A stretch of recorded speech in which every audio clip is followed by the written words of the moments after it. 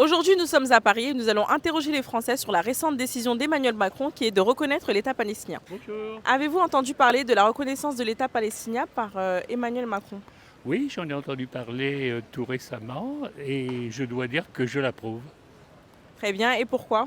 Pourquoi? Parce qu'il y a un peuple qui s'appelle les Palestiniens, il y a un pays qui s'appelle la Palestine et je pense qu'il est intéressant quand même que ce pays ait son cadre juridique et son existence pleine et entière.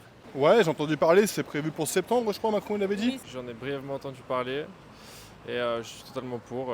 Je pense que la Palestine doit être reconnue comme un Oui. État à part entière. Même si on le reconnaît, même si l'État le reconnaît, celui-là d'après va faire différemment, celui-là d'avant il a encore fait différemment. Derrière la Palestine, il y a peut-être le Hamas, donc est-ce qu'on peut reconnaître ça aussi? La France a vendu des avions il y a des dizaines et dizaines d'années, elle a donné du matériel français dans les années 50. Il y a de l'intérêt géopolitique derrière. Donc voilà. Là, on peut reconnaître et continuer à faire du commerce avec l'Israël, mais la Palestine, c'est qui? C'est ça. Faut voir ce que ça va apporter pour la bande de Gaza, quoi. Si c'est juste dire l'État existe, ça va pas changer grand-chose. On sait très bien qu'il y a des Palestiniens là-bas, ça va pas renouveler quoi que ce soit. Est-ce que la France a, selon vous, bien fait de prendre cette décision maintenant? Mieux vaut tard que jamais, on est d'accord, mais ouais, c'est tard quoi.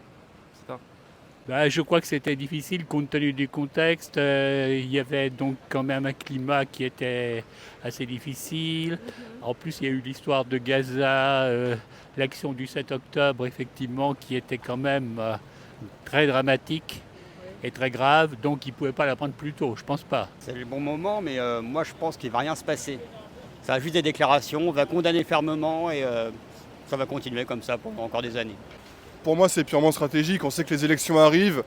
On a LFI qui est bien positionné sur le conflit palestinien.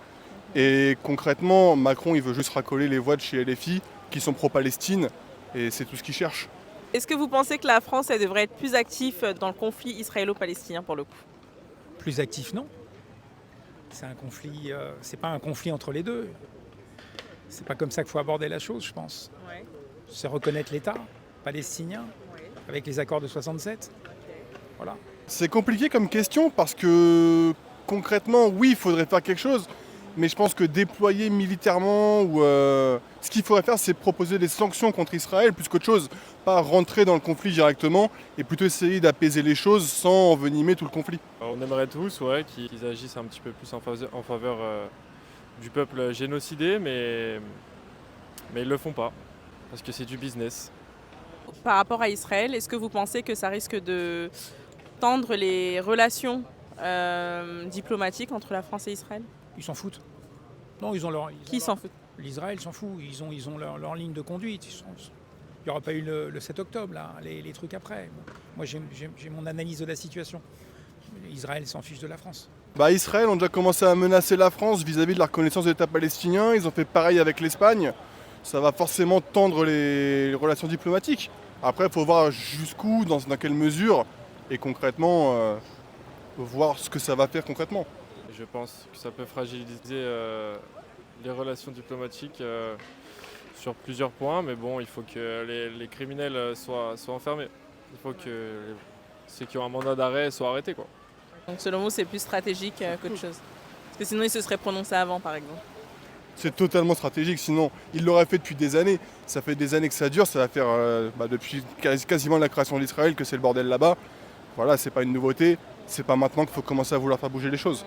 La rue décide que c'est la France. Et l'État français, c'est qui le président, vous m'avez dit? Emmanuel Macron. Voilà, pendant 4 ans, mais il y en a une autre avant, il y en aura d'autres après. Voilà. On change d'avis chaque fois qu'on change de président.